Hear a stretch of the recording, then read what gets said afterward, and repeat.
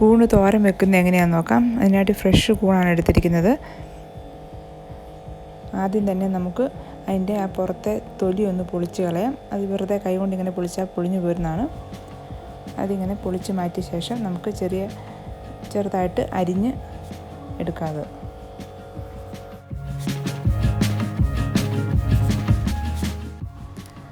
ഈ അരിഞ്ഞ് വെച്ചിരിക്കുന്ന കൂണിലേക്ക് നമുക്ക് മഞ്ഞൾപ്പൊടി ഇട്ടിട്ട് വെള്ളം കൂടി ഒഴിച്ച് കുറച്ച് സമയം അത് മാറ്റി വെക്കാം. ഒരു 15 മിനിറ്റ് നേരമെങ്കിലും വെക്കണം. എന്തെങ്കിലും അതിനകത്ത് വിഷാംശം ഉണ്ടെങ്കിൽ പോകാനായിട്ടാണ്.